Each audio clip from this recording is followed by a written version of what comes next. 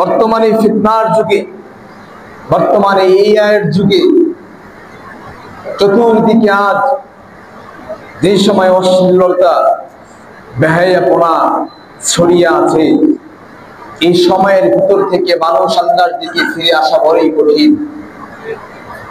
আমি প্রায় সময় একটি কথায় মানুষকে মনে করে দিই, জান্নাত নবী বলেন যে শেষ জামানার ভিতরে মানুষগুলোর ঈমান এমনই হয়ে যাবে, হাতের মধ্যে যদি আগুনের কয়লা রাখা সম্ভব হতো, মানুষ বারবার চিন্তা ফিকির করত যে হাতের মধ্যে মনে হয় আগুন রাখা সম্ভব, কিন্তু মানুষ বর্তমান চিন্তা ফিকির করে এটাই দেখবে যে হাতের মধ্যে আগুনের কয়লা রাখা কোনোদিন সম্ভব নয়। আল্লাহর নবী তাই বলেছেন, যেমন হাতের মধ্যে আগুনের কয়লা রাখা কোনোদিনই সম্ভব না, শেষ জামানার ভিতরে মুমিন যারা ঈমানদার হবে এদের ঈমান ধরে রাখা ঠিক তেমনই কঠিন হয়ে দাঁড়াবে। আজ ঠিক তাই হয়ে দাঁড়িয়েছে। বর্তমান মানুষের আল্লাহর নবী যা বলে গিয়েছিলেন অতীতে, প্রত্যেকটা কথার সঙ্গে কাজে কর্মে এ মানুষের সঙ্গে মিলিত হয়ে আছে। প্রত্যেকটা কথা এই উম্মতের জন্য মিলিত হয়ে গিয়েছে। প্রত্যেকটা কথা শুধুমাত্র এখন নয়, কিয়ামতের আগ মুহূর্ত পর্যন্ত রাসূল সাল্লাল্লাহু আলাইহি ওয়াসাল্লামের প্রত্যেকটা কথা এই উম্মতের জন্য কাজে লাগবে। আজ আপনি পুরান বাংলাদেশের দিকে তাকিয়ে দেখেন, সোনার বাংলাদেশ শুধুমাত্র নয়,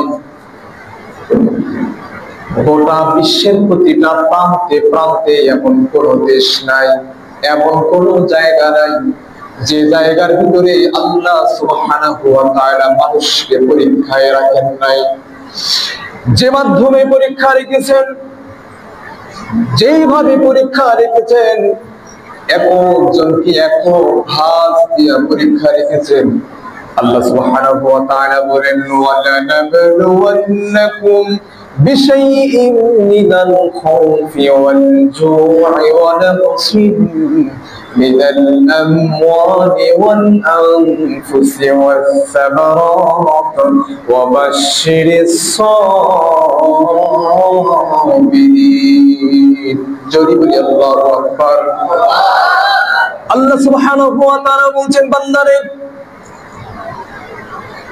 আমি যেমন আমার নবীদেরকে পরীক্ষায় ফেলতাম, আমি আমার নবীদেরকে এমন ভাবে পরীক্ষার মাধ্যমে ফেলাইছিলাম, আমি যেমন আমার নবীকে পরীক্ষায় ফেলাইছিলাম নমরুদের জ্বালা যন্ত্রণার ভিতরে ইব্রাহিম আলাইহিস সালাতু ওয়াস সালামকে আগুনের ভিতরে পরীক্ষা দিয়ে রাখছিলেন। কিন্তু আওয়াজ করে বলেন তো দেখি, সেই পরীক্ষায় কি নমরুদ বিজয়ী হয়েছিল না? আল্লাহর নবী হযরত ইব্রাহিম আলাইহিস সালাতু ওয়াস সালাম বিজয়ী হয়েছিলেন। ইব্রাহিম আলাইহিস সালাতু ওয়াস সালামকে আল্লাহ বিজয় দান করেছিলেন। আল্লাহ তারপর আরো উদাহরণ স্বরূপ বলেন, এই আয়াতের তাফসীর ইবনে কাসীরের ভিতরে যদি আপনি তাফসীর খুলে দেখেন, আল্লাহ সুবহানাহু ওয়া তাআলা এত সুন্দর করে বর্ণনা দিয়েছেন যে আমি আমার অতীতে এত পয়গম্বর পাঠিয়েছিলাম, যে পয়গম্বরকে কঠিন জালার ভিতরে কাফিররা যে সময় শুধুমাত্র বিশাল মরুভূমির ভিতরে দাঁড় করিয়ে রাখত, দাঁড় করিয়ে এক জায়গা থেকে তীর নিক্ষেপ করত, তীরগুলো নিক্ষেপ করে এমন ভাবে তীরগুলো নিক্ষেপ করত, বাম পাজর দিয়ে তীরগুলো নিক্ষেপ করার কারণে বাম পাজর দিয়ে বাহির হয়ে যেত। বাম পাজর দিয়ে তীরগুলো বাহির হয়ে পরের দিকে বাহির যখন হয়ে যেত, আল্লাহর নবীকে তারপর জিজ্ঞাসা করতো যে আপনি বলুন, আপনার আল্লাহ এক নয়, আপনার আল্লাহ দুই? কিন্তু ওই কঠিন ভয়াবহ পরিস্থিতির মাধ্যম দিয়ে আল্লাহ বললেন, ওই কঠিন ভয়াবহ পরিস্থিতিতে আমার নবী বলে নাই আমার আল্লাহ দুই।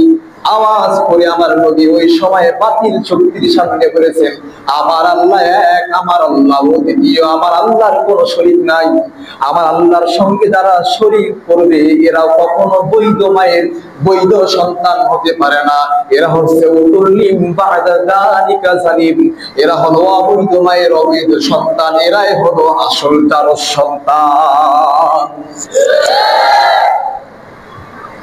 এই জায়গা থেকে আল্লাহ সুবহানাহু ওয়া তাআলা বললেন, আমি তোমাদের মাঝে দুনিয়ার জমিনে আমি আল্লাহ সুবহানাহু ওয়া তাআলা তোমাদেরকে ধন দিয়া পরীক্ষা করব, সম্পত্তি দিয়া পরীক্ষা করব, জানমাল দিয়া পরীক্ষা করব, তোমার ফসল ফসলা দিয়া পরীক্ষা করব, তোমার পারিবারিক জীবন দিয়া পরীক্ষা করব, তোমার রাষ্ট্রীয় জীবন দিয়া পরীক্ষা করব।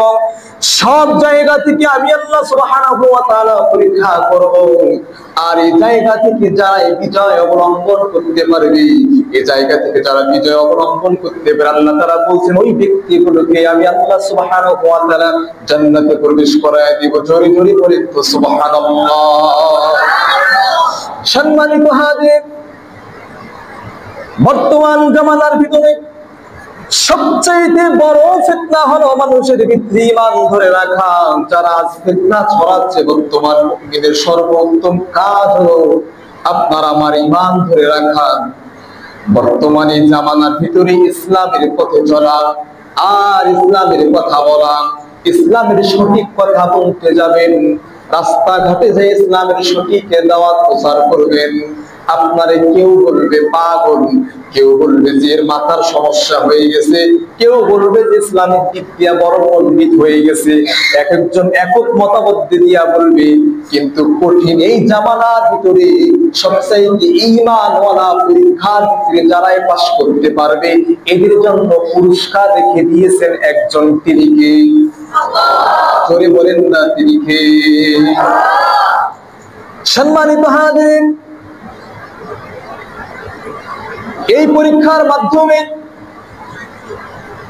মানুষগুলো যদি আজ দিনের দিকে ফলো করে, যদি মানুষগুলো যদি আজ ফিতনার জামানার ভিতরে যারা আজ মানুষের ভিতরে ঈমান ছড়ানো বাদ দিয়ে যারা ঈমান নামে ভাইরাস ছড়াচ্ছে, এই মানুষগুলো যদি আজ চিন্তা করত এই পথ ভোলা জাতিকে যদি আজ ওই নির্মম জাহান্নামের দিক থেকে বাঁচিয়ে নেই, আল্লাহর দেওয়া পথের দিকে ধাবিত করতে পারত, আল্লাহর কসম করে বলি আজ সোনার বাংলাদেশে ইমাম সাহেবকে জোর গলায় বলতে হতো না যে সংসদে আল্লাহর বিধান চাই, সংসদে আল্লাহর কোরআন চাই।